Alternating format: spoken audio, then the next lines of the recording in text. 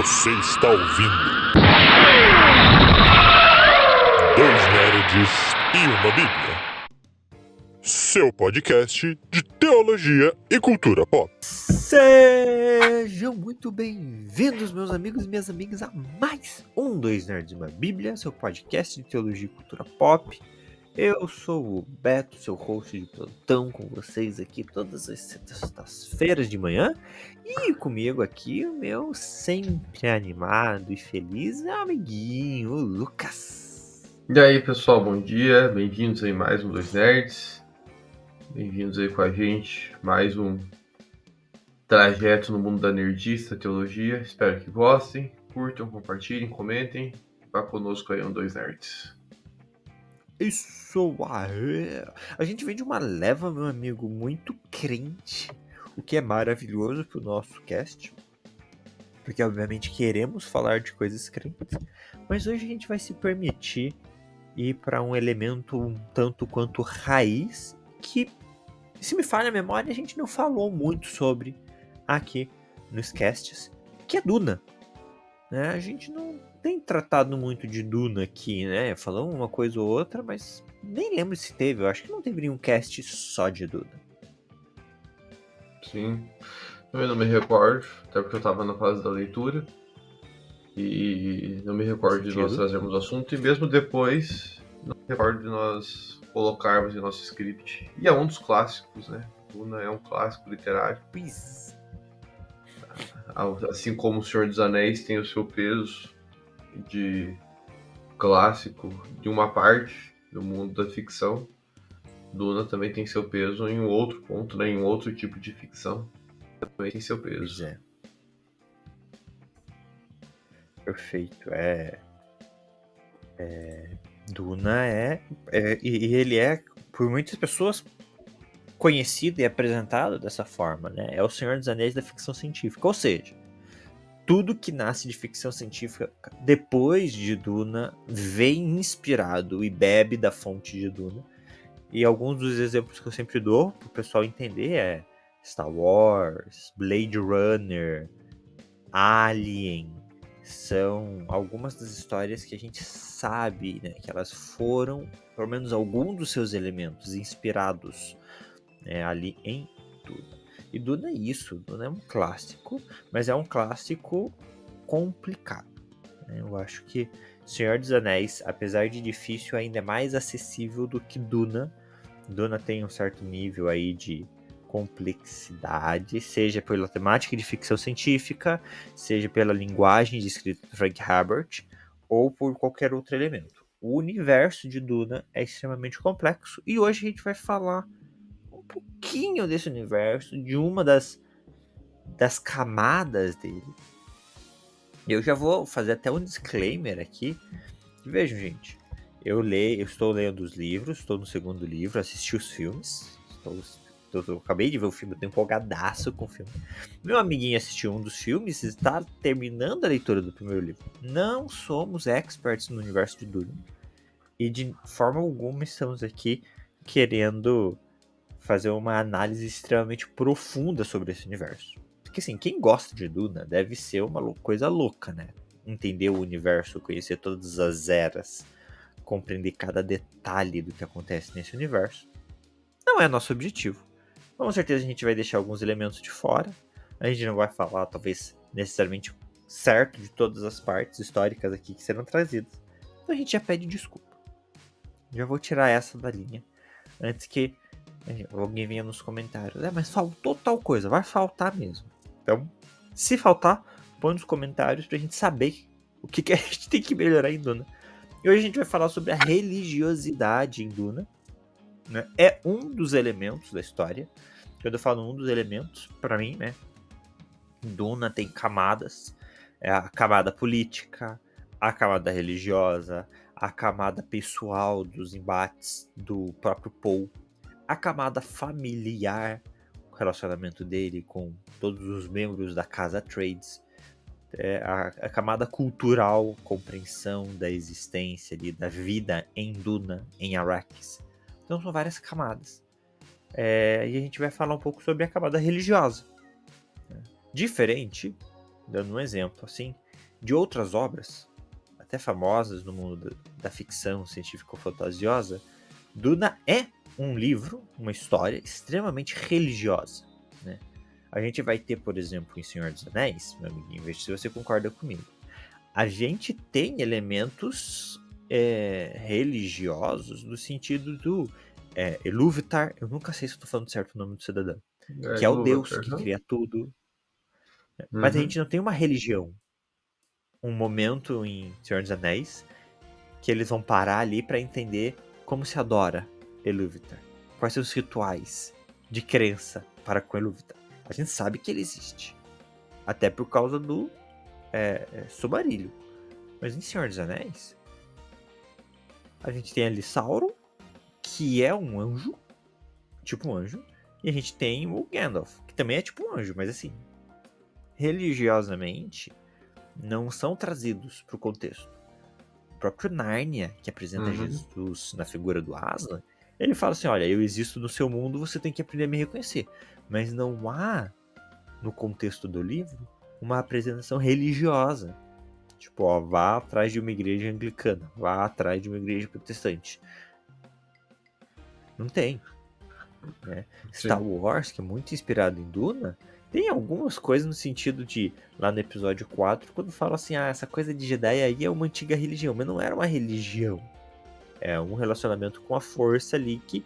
Então, existem esses elementos talvez místicos, mas não existe o elemento religioso tão explícito como Duna traz. Duna traz esse elemento religioso como uma das suas bases, uma das suas construções. Né? Então, já é um ponto, meu amigo, que eu vejo aqui de diferença. A diferença da construção do universo de Duna em comparação a esses outros exemplos que eu estou dando aqui, é que para Duna, religião é tão importante quanto política. Guerra dos Tronos, por exemplo, a política é muito forte, mas a religião também não tanto. Mais ou menos, na verdade. Tem um pouco de religiosidade, sim, na Guerra dos Tronos, mas não tanto quanto o Duna. Mas tem, tanto é que é comum eles buscarem apoio. Tem a questão daquela feiticeira, dos feiticeiros. Faz tanto tempo que eu li Guerra dos Tronos, eu não vou lembrar o nome de cada uma das religiosidades. Mas inclusive é uma feiticeira que apoia o irmão do meio do Baratheon. Morreu, Robert Baratheon.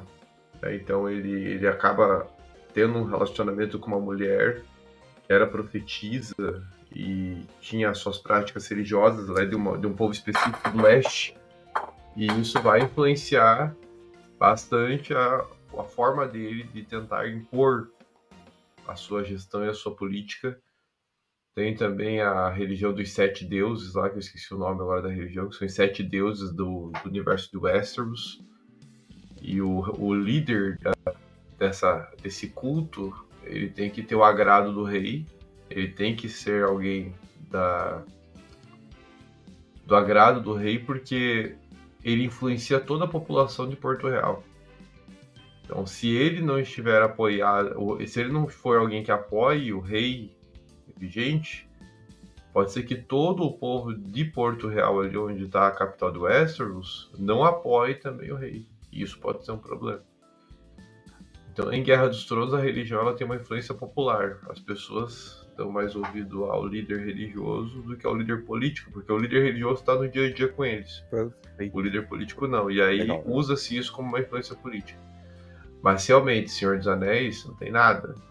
Senhor dos Anéis não tem religiosidade. Na verdade, nem Silmarillion tem religiosidade. Tem Deus, mas não tem meios do homem se relacionar com esse Deus. O Tolkien ele não criou uma estrutura religiosa. É mencionado só uma vez em Contos Inacabados que havia um culto em Númenor. E aí tem 2 citações que tinham culto em adoração a Ilúvatar em Númenor. Só. Então o Tolkien desenvolveu, e foi intencional, apesar de ele desenvolver uma obra cristã, foi intencional não ter religião. Ele quis focar em outras coisas. Claro. Agora, Duna, Guerra dos Tronos, já traz bastante influência. E não tem problema, não é um é melhor, o outro é pior por causa disso. A gente só tá salientando esse fato, né? Não é toda história que traz elementos religiosos. Temos algumas histórias, obviamente, que são completamente pautadas nisso. Mas, quando a gente pega também, por exemplo, essa leva, tipo, Jogos Vorazes, esqueci. Essas distopias pós-apocalípticas, algumas têm elementos religiosos, outras não. Então, assim, não é sempre que a gente vai ter num livro, numa construção de um universo, essa preocupação. Alguns têm ali só por ter, outros vão trazer uma religião já normal, vão trazer ali um cristianismo, um hinduísmo, e tem ali um sábio, vai ter ali um padre, uma coisa às vezes assim, meio solta. Mas eu sinceramente nunca vi, ou não lembro de ter visto, um universo que seja tão pautado e tão estruturado em volta de elementos religiosos. Uma das coisas em Duna que a gente vê muito sobre isso e não tá no filme, a gente não tem esse tratar no filme, é a Bíblia Católica Laranja. É um livro religioso que, por diversas vezes, o Poe recita, ou adapta, ou pensa. Então é um livro que tem não só estratégias de governo, mas ela tem princípios religiosos. Uma das coisas que eu acho que é uma das maiores tristezas do filme é a adaptação do Curly Harkin, eu acho que esse é o nome do cara, que ele é um dos assessores do pai, né, do Poe, e ele é ao mesmo tempo um mestre espadachim, ele é também um grande poeta, amante da arte e da poesia. E aí, de tempos em tempos, tanto o Poe quanto o pai dele, o Jeto, né, ele olha pro cara e fala assim, uma palavra de sabedoria, e o cara vai lá e faz uma citação, como se estivesse citando, sei lá, um filósofo. E às vezes essa citação é da Bíblia Católica Laranja, às vezes ela é de algum outro elemento, e aí ele conta essas poesias. Então é o elfo de Duna, os elfos que gostam de cantar e fazer as poesias, né? Ele traz isso, e isso é algo que o filme perdeu, né? Mas a gente tem então esse elemento, e aí fica meio aberto no livro. Você vai lendo o livro e tem esses elementos, e a gente fica tipo, tá, cara, o que é isso? E aí lá no final do livro, no apêndice 2, não sei se você chegou a ver, ele tem um apêndice somente para tratar sobre as religiões em Duna. E quais são essas religiões e como elas são desenvolvidas. E o que é o ponto principal aqui que eu acho muito legal é que todas as religiões partem do mesmo princípio: exploração espacial. A partir do momento que o universo de Duna se dispõe dentro da exploração espacial, que Duna se passa do nosso mundo no futuro, né? Não existem alienígenas em Duna, não existe vida em outro planeta, mas existe um momento da raça humana que a raça humana descobre como viajar no espaço, e a partir daí a expansão dessa humanidade. A partir do momento que os limites humanos não são mais somente os limites da Terra, os próprios conceitos de administração, política e religião mudam. E eu acho isso muito interessante.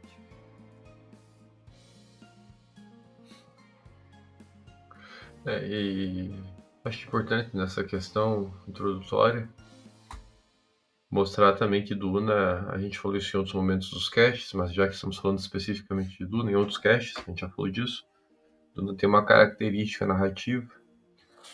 Então o anexo 2 é que traz as informações sobre as religiões, porque Duna tem uma característica, é um livro que você vai lendo e você tem que ir coletando informações. Ele não te dá as informações sistematizadas e organizadas, a não ser quando você chega lá no final, nos anexos. Então você lê o livro todo e lá no final você vai ter anexos que vão te ajudar a entender tudo que você já leu. E creio que seja intencional, acho que o autor não fez isso de propósito, senão ele teria colocado no meio da obra uma nota de rodapé, 2 notas de rodapé organizado melhor a disposição da informação. Mas ele não o quis fazer prezando pela narrativa, uma narrativa que pressupõe que nós conhecemos o universo. Então você entra em Duna e você já leva um banho de informação, de um monte de conceitos que você não faz ideia, porque não são conceitos do nosso tempo presente, né? Então vai surgir lá, por exemplo, vou dar um exemplo aqui de um elemento religioso, né? As Bene Gesserit vão surgir. Quem é Bene Gesserit? Em algum momento vão dizer que são bruxas, vai se já associar, então deve envolver questões místicas. Mas não é só questão de bruxa, não. Não é só uma questão de saber falar umas palavras ali e manipular pessoas. Não é só isso. Tem toda uma estrutura política que visa também influenciar o espaço. Essas mulheres elas têm um plano também de expansão. Essas mulheres também têm um poder muito grande na sua mão. Elas governam praticamente junto com os reis, com os líderes desse espaço. Elas têm uma influência muito grande no universo de Duna para conseguir alcançar seus objetivos.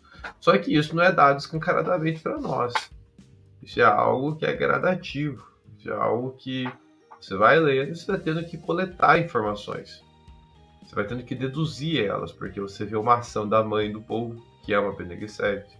Você vê a ação de outras que vão surgindo na história, seja no flashback, ou seja numa citação de alguma Bene Gesserit anterior, ou seja na mãe do Paul citando outras Bene Gesserit e a respeito da missão delas, porque ela vai fugir um pouco em alguns pontos do que deveria ser o propósito das Bene Gesserit, porque ela tem um propósito pessoal também nessa história toda.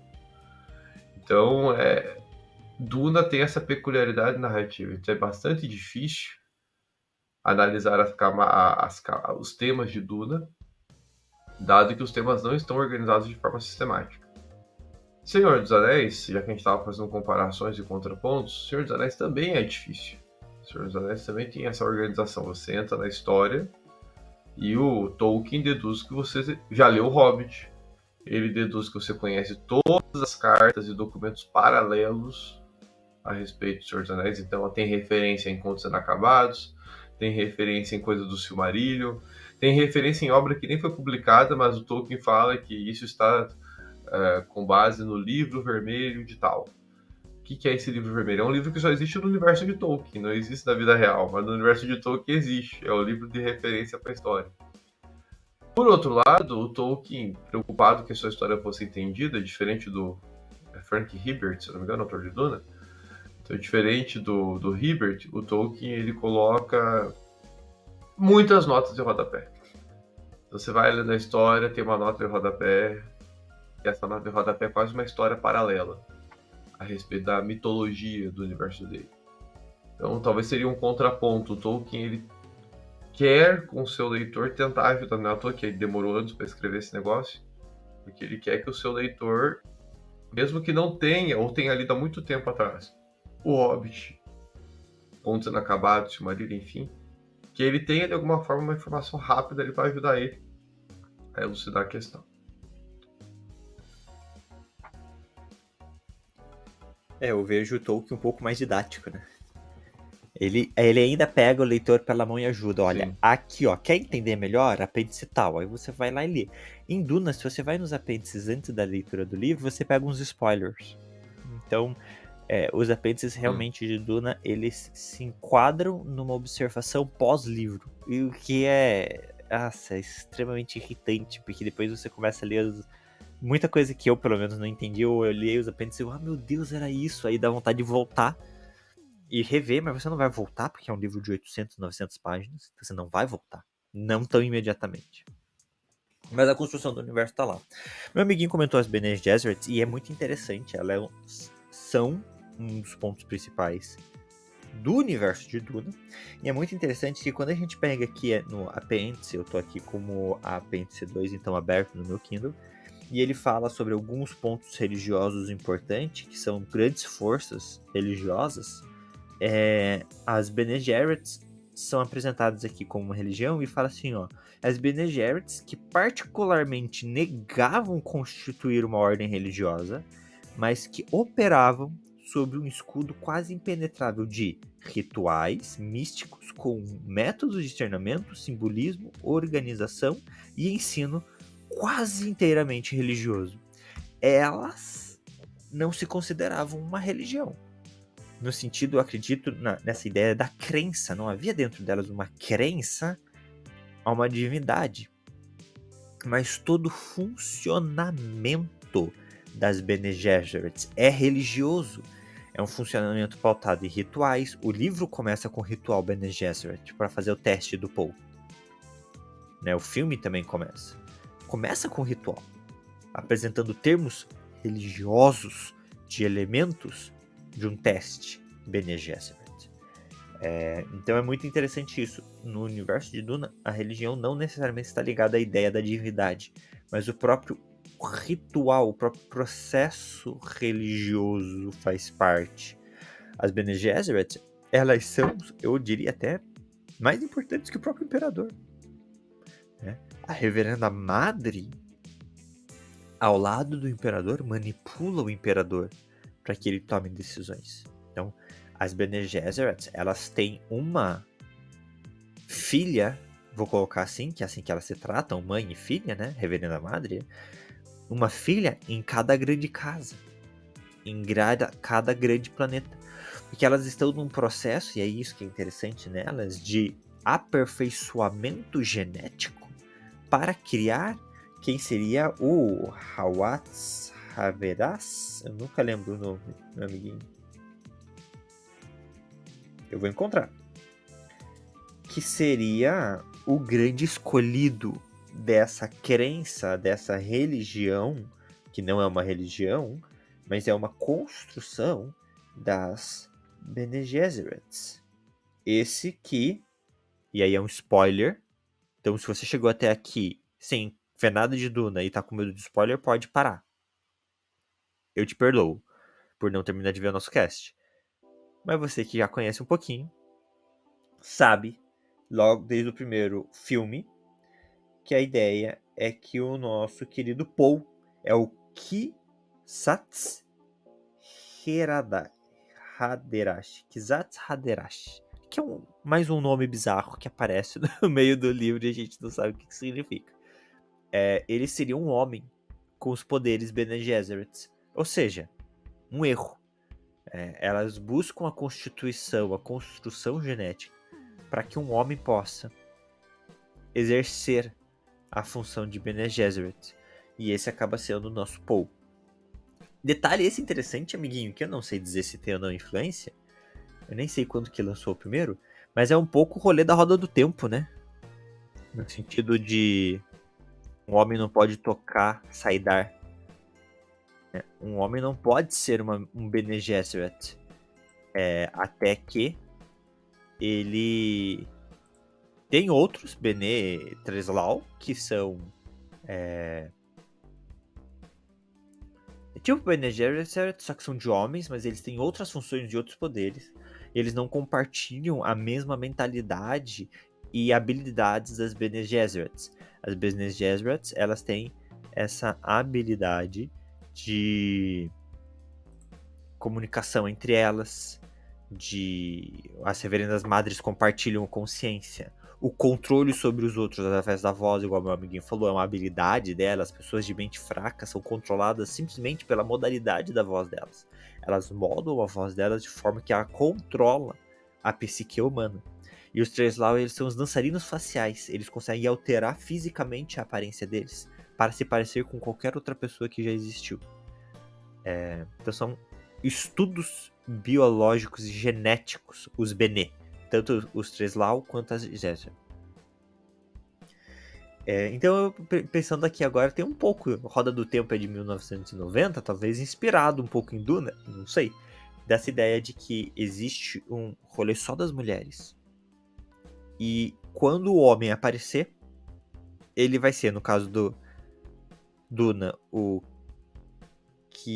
Kwisatz Haderach. E em Roda do Tempo, o dragão renascido.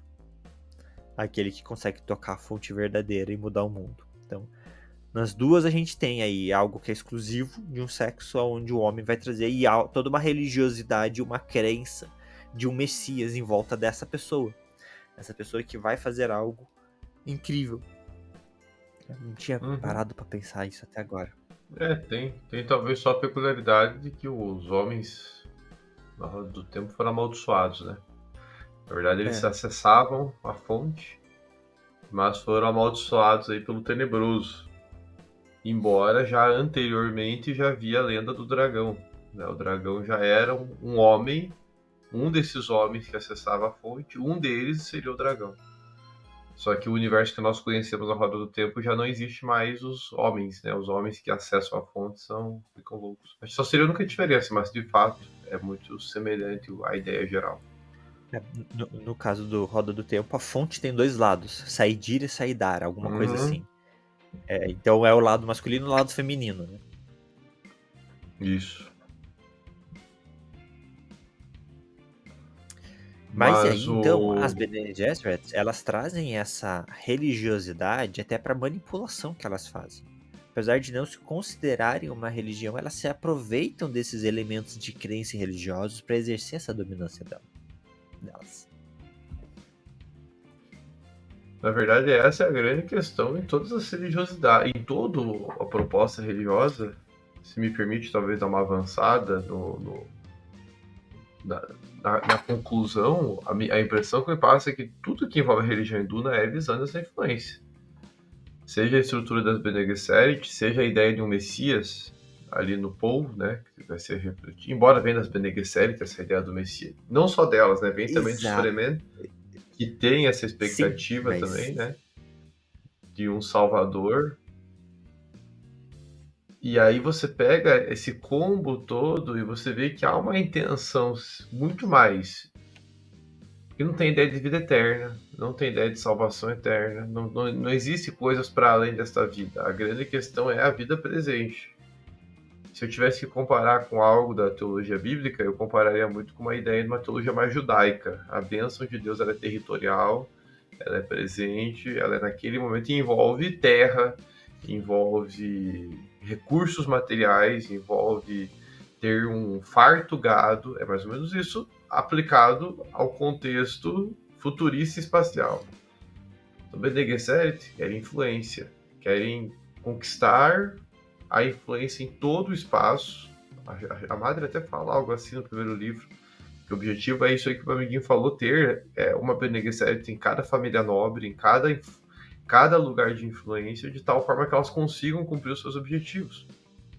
O objetivo dos Fremen não é tão audacioso, eles só querem a terra deles para eles, né? Então Arrakis é deles. E eles não querem mais ter que lidar com essas crises aí dos invasores da Arrakis que querem tanto aquela. O nome do elemento lá? O troço que eles. A droga lá? Esqueci o nome da droga. especiaria. Isso, que querem especiaria. Menage. Porque Arrakis é um planeta horrível, só os Fremen gostam daquele troço. É ruim, é quente, é difícil habitar, tem os vermes. O verme tem uma questão religiosa, o próprio verme tem uma questão religiosa. Então, para os Fremen, a terra deles é um culto, a terra deles tem símbolos religiosos. Mas qual que é a intenção? Não é vida eterna, é conquistar aquele planeta para eles. É tirar todo mundo dali, sai, o Salvador vai tirar esse povo todo que está oprimindo a gente aqui em Arrakis. E nós vamos conseguir ter o domínio desse planeta de novo. Eu só não vejo religiosidade mesmo no. Qual é o nome do cara? O careca. O carecão que mata o pai do povo. Esqueci o nome dele. Que é o Conde. Acho que é o Barão. O Barão. Isso. Os Harkonnen, eles são puramente políticos. Eles não... Realmente. A religião deles é o dinheiro. Exato. E, cara, mas tem o segundo filme, porque assim, o segundo livro tem elementos religiosos mais, eu acho, mais pesados. Mas eles foram trazidos pro segundo filme. Porque, teoricamente, o segundo livro seria o terceiro filme, né, gente? O diálogo religioso é muito forte no segundo filme, que é maravilhoso. E tem uma cena, eu acho, se eu não me engano, posso estar errado, mas que a princesa Ilúria tá conversando ali com a Reverenda Madre, e ela fala assim, estão esquecendo o poder da religião. eles estão esquecendo o poder dos fiéis. E é um pouco sobre isso, né? Como fazer os Fremen, que é um povo... Assim, eles são preparados para a batalha no deserto, eles têm a vantagem da batalha no deserto, mas eles não têm a quantidade de armas, eles não têm a quantidade de pessoas disponíveis. Então, como fazer um povo que, teoricamente, ele só tem a vantagem estratégica? Todo o resto, eles são mais fracos. Como fazer eles ganharem a guerra? Através da fé. Porque uma pessoa que luta por fé, ela vai render 2, 3, 4 soldados que lutam pelo dinheiro. Né? E aí é um dos elementos que o Paul sempre fala. A partir do momento que a gente levantar a bandeira do meu pai e a gente for pra guerra, ela será uma guerra santa, conhecida como Jihad Buteliano, alguma coisa assim. Então a ideia do Jihad, ele vem até do próprio Guerra Santa dos islâmicos, né? O islamismo entende essa guerra, que aí, infelizmente, tem toda essa linha terrorista que acontece no mundo, como uma guerra santa, né?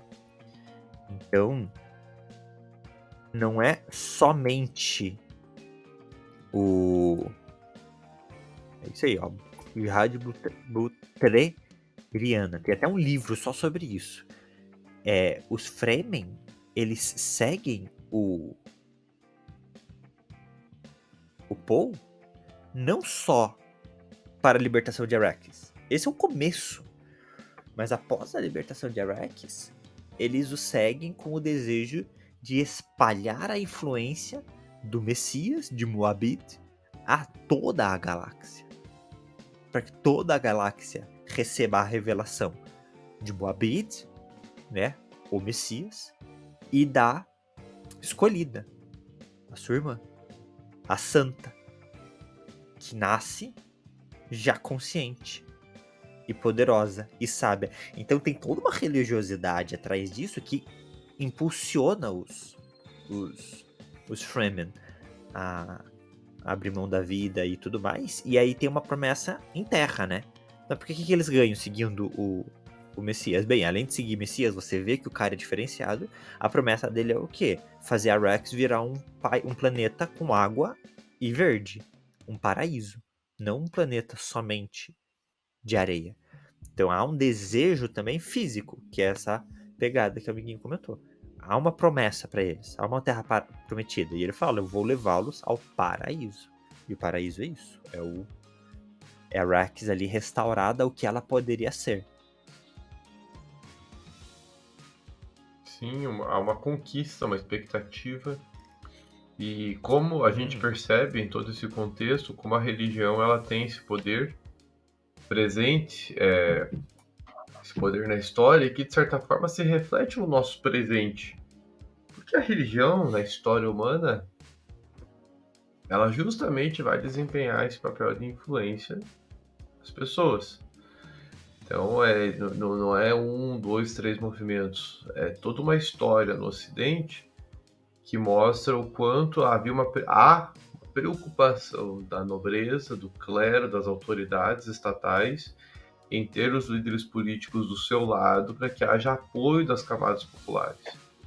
Nós vivemos esse contexto do país, nosso país, o Brasil, é um país muito religioso cristão. Muito. A gente percebe isso até na nossa realidade. Os políticos, época de eleição, né? Estamos aí em ano de eleição de novo. Época de eleição, eles querem se aproximar da liderança religiosa. Porque eles sabem que, tendo a religião do seu lado, os fiéis daquela religião vão acatar a orientação do seu líder. O que é mais fácil? Eu não vi o filme ainda, o segundo filme, mas eu lembro de uma cena no trailer do segundo filme em que o Paul está falando com todos os Fremen do alto, e ele vai falando algumas coisas e os Fremen vão ao delírio. Talvez se perguntar para aqueles Fremen detalhes do que está acontecendo, alguns deles não vão saber. Se perguntar para alguns deles mais informações, muitos deles não vão saber. Mas eles creem em Paul Atreides. Eles creem que Paul Atreides é o Messias deles. E isso supera qualquer elemento racional. Paul Atreides é o meu Messias. Portanto, eu vou acatar a direção dele. Por mais que eu não entenda tudo que está acontecendo aqui. Eu dou minha vida a ele. Eu dedico minha vida, meus pensamentos, eu dedico as minhas armas, porque eu acredito na palavra de Paul Atreides, um cara que eu não entendo tudo que ele fala, mas eu acredito em tudo que ele fala. É realmente uma fé, apesar, de novo, não tem Deus em Duna, mas Paul Atreides assume esse papel divino. Ele é um objeto de culto. Assim como muitos líderes religiosos, nesses casos presentes que a gente exemplificou aqui, os líderes religiosos assumem o papel de Deus também. Eu dou crédito para aquilo que o líder está falando, mas calma aí. É o líder ou é Deus? Quem é que está falando? Há uma simbiose tão grande, dependendo da estrutura religiosa, entre a divindade e o mensageiro dessa divindade, essa simbiose é tão grande que a pessoa até se confunde. E eu acho que o fato do não compreender o que ele fala é até um dos elementos que mais carrega esse peso da divindade, né? Esse cara tá falando de umas coisas aí que eu não consigo entender. Ele faz coisas que eu não consigo explicar. Eu vejo ele, no caso do Paul, tem a visão futurística, né? Ele vê o futuro. Ele tem vislumbres do futuro. Então, cara, ele consegue fazer... Eu tenho que seguir ele, independente do que ele fale. Ele é inexplicável pra mim. Ele tem que ser Deus. Ele tem que ser algum nível de divindade. Porque ele é inexplicável pra mim. E aí tem um ponto, é um spoilerzinho, tá? Tem problema? Não. Fechou. Pode falar. Porque a mãe dele passa pelo ritual pra virar reverenda madre, né? E aí o cara fica assim, não, porque ela... As profecias falavam que a mãe do Messias seria uma reverenda madre. Ela sobreviveu ao processo. Isso devia ser mais do que sinal pra vocês. Porque daí a tribo tá dividida, né? Os que acreditam e os que não acreditam. E aí o próprio Paul fala assim... Véi, esses que não acreditam, eles estão certos. Não tem milagre nenhum aqui. A minha mãe foi treinada pra isso. O corpo dela foi treinado, preparado para ela aguentar esse processo. Agora, eles apresentaram pra vocês o misticismo atrás do que a gente chama de ciência. A gente chama de tecnologia. Então, não tem nada de assustador em ela conseguir fazer esse processo. É de se esperar que ela consiga fazer esse processo. E aí ele meio que encerra a conversa ali, ó. Não tem nada de religioso aqui, né? E aí o cara vai lá pro canto depois com os fervorosos, os fundamentalistas, e ele fala: ele é muito humilde pra reconhecer. Ele é bom demais. É mais uma prova de que ele é o Messias. Então, assim, a construção do fiel dentro da ignorância ali é maior do que a própria fala do Deus, ou de quem ele acredita que seja o Messias. Então, não importa o quanto o Paul tente tirar essa imagem de Deus que eles criam, cara, eles já estão acreditando naquilo. Não tem como fugir, é isso, ele tem que ser o Messias. Eu acho interessante como o livro mostra isso, mas o filme foi construindo isso. E como a cada ação do Paul também, no final das contas, acaba conectando com outra profecia. Outra profecia. É um povo que foi minado. É um povo que foi preparado para acreditar em algo que eles não têm escolha. Não há escolha na crença deles. E o Paul automaticamente, vivendo, ele vai cumprindo essas profecias. E não tem como eles não acreditarem. Mesmo que ele saiba que não é verdade. Que é o caso de Duna. E convenhamos também, né? O que eles têm se não é a profecia? Eles vivem num planeta seco, sem água. É um planeta que você, para andar, tem que vestir toda uma indumentária, uma roupa, que no livro, quando descreve, eu acho tão complexo aquela roupa, né? Que é muita coisa, é uma aparelhagem imensa para você aproveitar a água do seu corpo, para você se reidratar, porque é isso que você vai ter à sua disposição. Chega a ponto de dizerem que você sair sem essa roupa no deserto é morte. Não tem como aguentar o calor do deserto sem vestir aquela roupa. Você vai para um deserto, uma região onde, se você dá passos sequenciais, um verme vem e te come. Então você tem que saber andar quase que num ritmo diferente, você tem que dar uns passos meio grandes, que se você dá um passo padronizado, é uma coisa insana isso, gente. O verme vem atrás de você. E verme não é um bichinho pequeno, não, é aquela cobra gigantesca que fica no deserto de Arax. E que a única função dela, pelo menos até onde eu li, é comer. Só para isso que ela serve. Ela come tudo que se movimenta no deserto, não faz mais nada. É um predador realmente.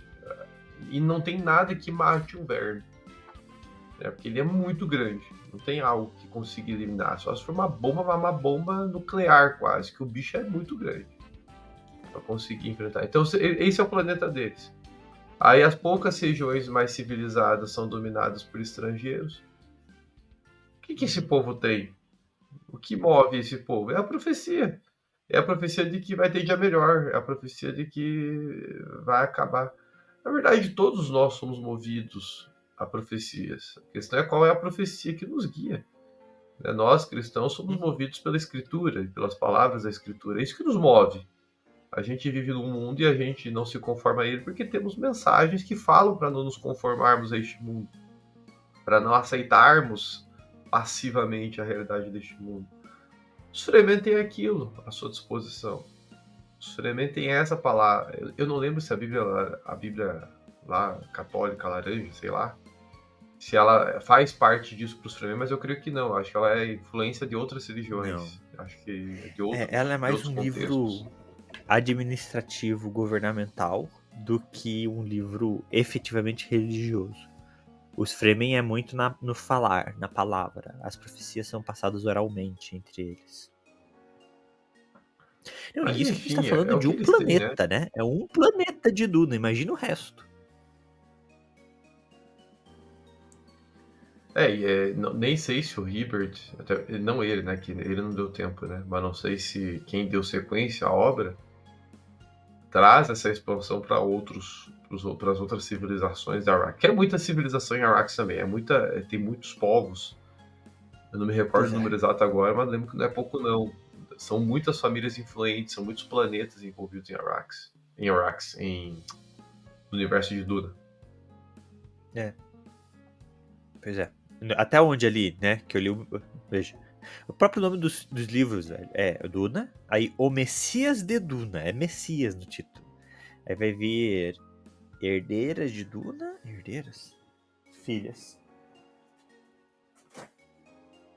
Filhos de Duna. Aí vem o Deus Imperador de Duna, Hereges de Duna, e aí sim Herdeiras de Duna. Então assim, os próprios títulos, todo o rolê é religioso, de uma certa forma ou de outra. A construção governamental que é criada em volta do Paul e de seus descendentes é uma construção religiosa. Então, isso é muito diferente do que a gente vê por aí em outras produções. E é um dos detalhes que faz Duna pra mim ser tão interessante. Porque faz muito sentido, né? Esse uso da religiosidade pro controle, pra manipulação, pra crença, pra esperança.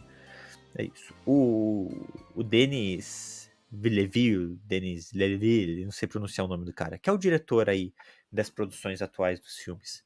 Ele foi questionado, se vocês verem os trailers do filme agora, do segundo filme, por que o mundo aparece o planeta dos Harkonnen, e ele é um planeta preto e branco, basicamente.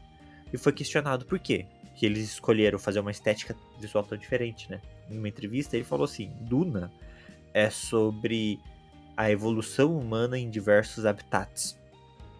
Isso é muito interessante, né? Então Duna parte do princípio do nosso mundo. As pessoas saem da Terra, exploram o mundo e caem em planetas completamente diferentes do que é a Terra. As pessoas vão para esses planetas e nesses planetas elas passam milênios. Esses planetas mudam as pessoas, né? A evolução muda. Então, o planeta dos Harkonnen é um planeta com um sol negro. Então, tudo que esse sol bate não tem cor. A pele é branca, o resto é escuro. E é isso. Então há uma estética, e isso muda o que? A modo de vida, a visão, a interpretação das coisas. Por que os Harkonnens são assim? Porque eles vêm de um mundo que é preto e branco. É isso, é matar e pronto. E em Duna a gente vem o quê? Dessa realidade. É um mundo árido, é um mundo onde, se você não sabe andar na areia de uma forma cadenciada não natural, você não é aceito, você não é um Fremen. Quem são os Fremen? Os Fremen não moram nas cidades. Não, esse povo da cidade é estrangeiro. Os Fremen são o povo da areia, mas eles não nascem na areia. Eles são humanos que vieram até Arrakis. E em Arrakis se desenvolveu, se criou essas culturas. Então, o universo de Duna é interessante por causa disso. E junto com isso as religiões se adaptam. Então, o Deus, o Messias, ele vai ser aceito por quem? Por Shalai Hulud, que é uma entidade dentro dos Fremen. E quem é Shalai Hulud? O Verme. Então, o próprio Verme vai aceitar o Messias. Então, se cria dentro do quê? Da sua realidade, do seu contexto de universo, princípios que definem esse Messias.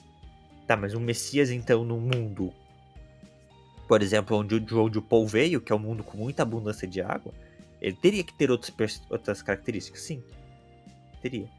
Porque dentro desses universos, a identidade do Messias está englobada na cultura e sociedade, que faz sentido para esse universo. Né? Então, jogando para a realidade judaica, o Messias vai vir o quê? Dentro da casa de Davi. Não vai ser aceito que o Messias venha de uma linhagem romana. Faz sentido. É dentro da linhagem de Davi. Porque tem uma promessa. É o Messias daquele povo. O Messias não vai vir de outro povo. Então, a gente consegue ver algumas construções religiosas efetivas do nosso mundo sendo replicadas em Duna de forma muito interessante. É um ótimo estudo de caso de como a cultura, a sociedade e o meio ambiente formam a crença religiosa. E acho que aqui a gente poderia entrar, embora o nosso tempo já está corrido, nós já poderia entrar num outro campo de discussão.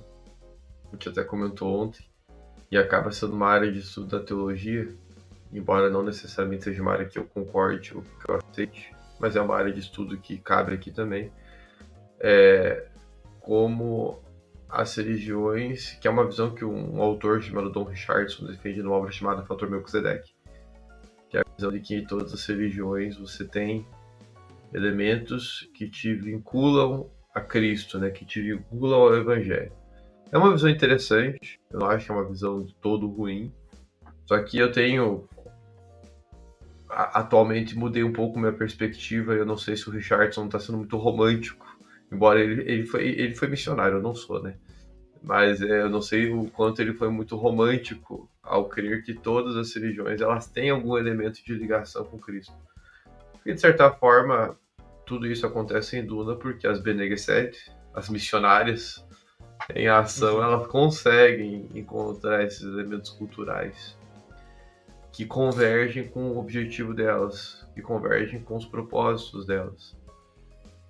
Eu acho louvável, trazendo de novo para o contexto teológico, eu acho louvável quando nós conseguimos apresentar o Evangelho para alguém que tem outra fé, usando elementos comuns daquela cultura. Mas eu me questiono até que ponto é saudável a gente fazer sempre correlações com o elemento cultural já existente. Porque existem elementos que de fato não vão coincidir com aquilo que a escritura propõe. E aí como que eu dialogo? E aí vai ser um diálogo sacrificial? O Richardson defende que não existe essa possibilidade. Parece-me ali na leitura do Richardson que sempre vai haver um ponto de ligação. Eu tenho uma certa dificuldade hoje de acreditar que sempre vai haver. Se houver, amém. Se sempre vai haver, eu não sei. Em Duna parece que sempre há. Porque as Bene Gesserit conseguem entrar em todas essas peças. Elas conseguem entrar em todos esses planetas aí diferentes, que o Beto mencionou aqui, que tem tantas diferenças, que são tão peculiares, mas tem lá uma Bene Gesserit. Insano o negócio. A mulher tá lá. A mulher tá lá e ela conseguiu influenciar aquele povo. É muito louco o que essas mulheres fazem. E aí, essa doideira é isso, porque a Bene Gesserit Arrakis, ela tá lá no sul. Ela vive com o povo que somente quem é Fremen tá. Tipo, cara, ninguém sobrevive lá. Mas elas conseguem chegar lá. Então elas chegam nos lugares mais absurdos para enraizar essa crença, essas coisas. Então é muito interessante isso. Eu acho que pode ficar realmente para outro momento. Eu acho que vale, caso, obviamente, nossos amigos, nosso público aí queira. A gente pode trazer um pouco dessa ideia aí, dessa construção de fé que traz das Bene Gesserit, e fazer um comparativo mais direto ao nosso cristianismo, principalmente à evangelização, à anunciação da palavra de Deus. Podemos, não é, meu amiguinho? Eu sempre estou disponível para falar de Duna. Sempre Claro que estarei. podemos. Apesar de É. não ser um leitor assíduo de Duna, é um universo que muito me fascina. Espero em algum momento da minha vida, não sei se esse ano não tá um caos, mas espero em algum momento da minha vida conseguir parar e dar a atenção devida, porque Duna, eu vejo Duna, vou repetir o que falamos no início, como um Senhor dos Anéis. Senhor dos Anéis, para eu ler realmente e entender, eu precisei dedicar um bom tempo da minha vida lendo com atenção. Não é um livro de cabeceira que você lê antes de dormir. É um livro que você tem que ler com atenção. É um livro que você vai ter que ler no melhor período do seu dia, que você está mais atento. Né? E dedicar realmente tempo. Você tem que ficar 1 hora, porque os capítulos são longos. Não é um capítulo que você vai terminar em 10 minutos. É um capítulo que você vai ficar 1 hora lendo.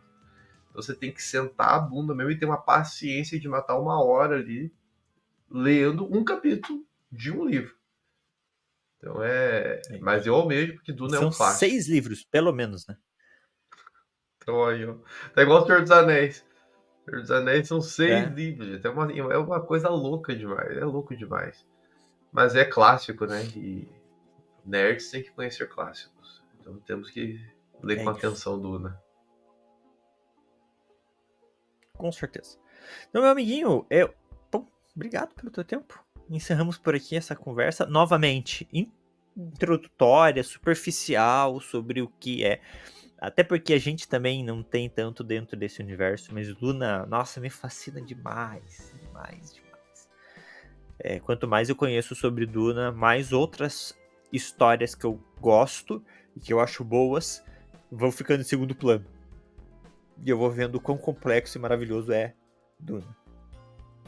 Aquela coisa assim, a cópia até que é legal, mas o original é sempre melhor. E creio que é inevitável. Eu tava lendo algumas coisas do Asimov e acho que é um sentimento parecido. Você ler sobre questões robóticas hoje não se compara a você ler o cara que propôs tudo isso, né? Quando você lê um Asimov é bem diferente. É outra forma de ler. Exato. E fica o detalhe, né? Duna original, pra quem não sabe, foi publicado em 1965. 1965. Tolkien leu Duna, gente. Tolkien leu Duna e comentou. Leu. É porque o Tolkien, se eu não me engano, ele morre em 70 e poucos, né? Não, o Tolkien, 81. 82, então 81. vejam.